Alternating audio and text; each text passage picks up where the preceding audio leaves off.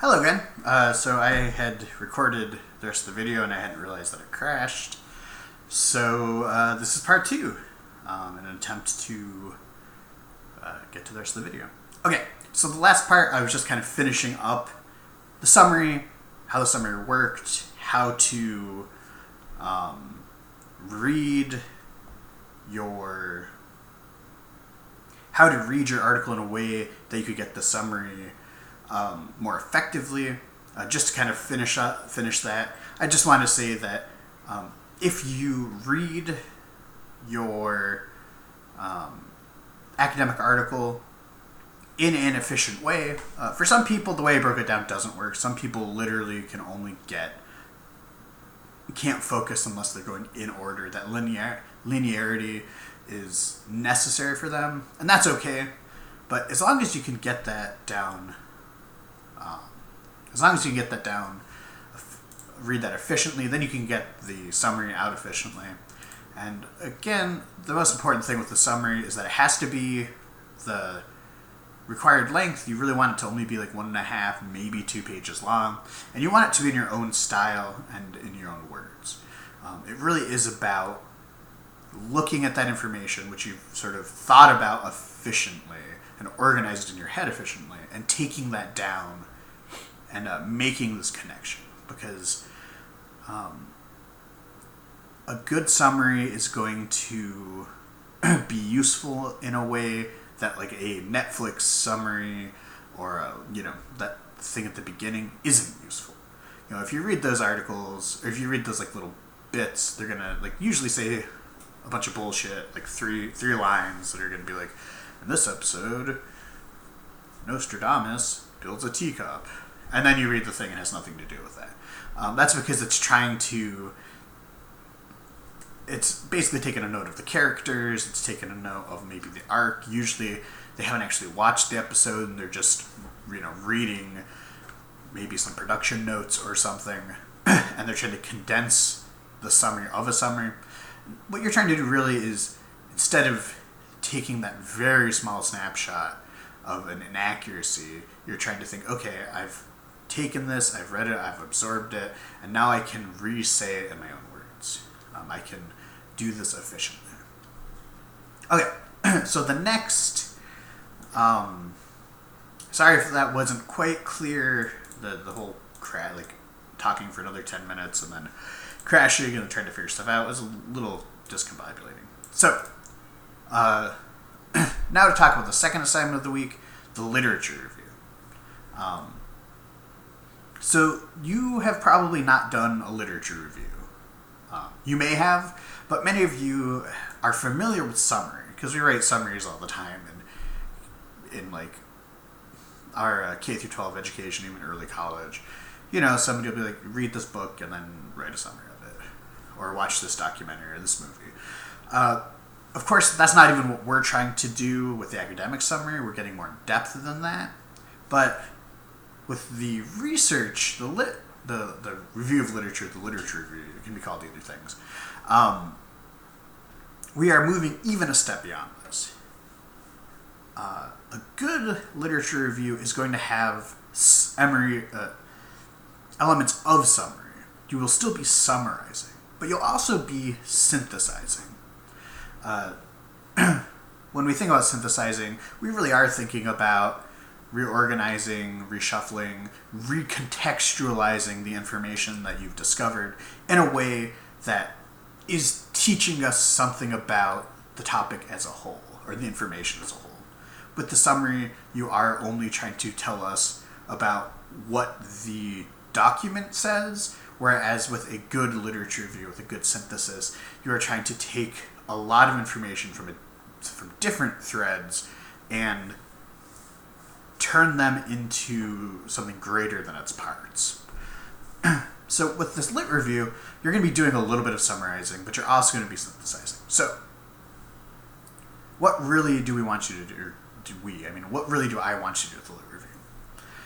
So what you're going to do is you're going to take the topic, the same topic you've been working with the rest of the semester, and you are going to think of the literature review for this as kind of a examination of the shape of the research on your topic.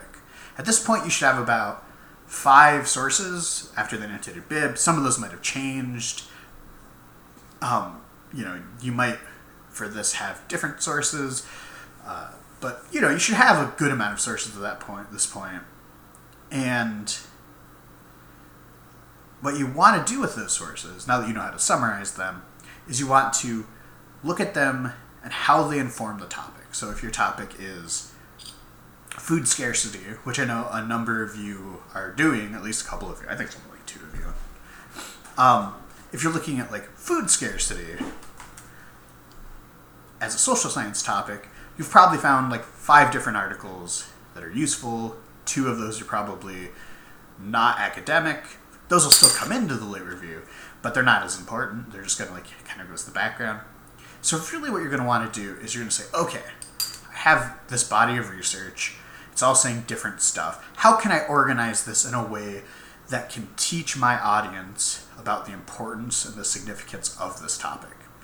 So a lot of times people, when they're writing the lit review, just try to copy and paste their annotations, or do each source as a summary and then plop those in order into the conclusion. That's not what we want. Inevitably, some of you will do that. But really what we want is for you to get acquainted with all your sources. That's kind of the reason why we have you do the summary. The reason why I have you do the summary is because it teaches you how to read and work with all of your other topics, and then you try to figure out how they work together. So again, back to food scarcity. If you're talking about how food scarcity causes mass migration, you might look and you might say, or not even mass, but just migration. So you might say, well, what is causing this food scarcity? We know that pollution has an effect on the crops that people make, especially in places that have less industrialized sort of food chains. Food chains is the way, but food sources. And then you might also say, so that's potentially driving a part of it. It's killing the crops, but also pollution can kill other animals. Somebody's writing a paper specifically about bushmeat, which is fascinating. I've never heard that topic written as a paper. But, if the pollution is affecting both the crops being grown, but also the animals being eaten, then what you're going to find is that both of those 2 things are intrinsically linked to the food scarcity. But those 2 things are probably 2 separate articles. So how do you synthesize those? How do you sort of combine those things to help us understand what exactly the topic is about? What is the shape of your topic? What's going on in your topic?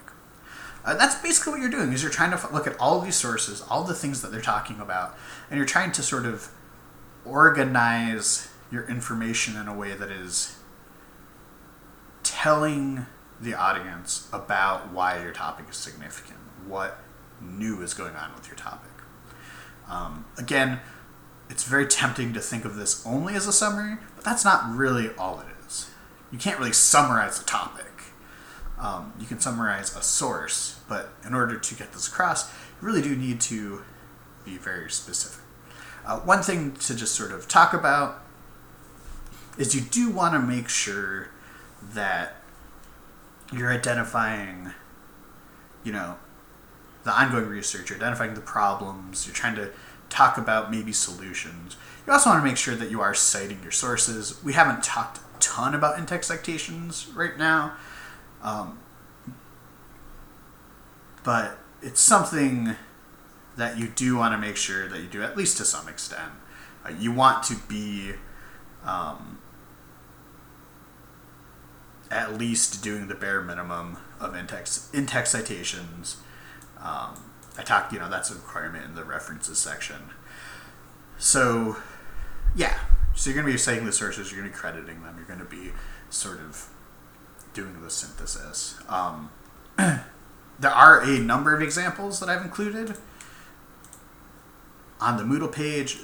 Again, just like with the annotated bib ones, you can be very successful by reading these examples and kind of following their lead.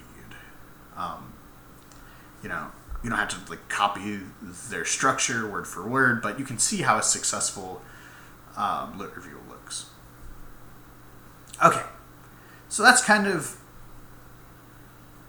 the general idea behind a lit review, what you're trying to do, what it means. Again, the actual assignment goes more specific into detail, but I like to talk about the big picture stuff, how we think about this. Do the resources, check those out. I do want to say that I've really been impressed with your topics, and I've been working through some of the annotated bibliographies, and I've also been working through the sources, the source evaluations, and again, you guys have been doing great work so far, and I'm really excited to see these lit reviews. I'm excited to see sort of what you've learned about your topic and how you're going to use this lit review to jump off into the actual paper, which is argumentative instead of just sort of informative. Okay, well, I will upload this right now, and I will talk to you all later.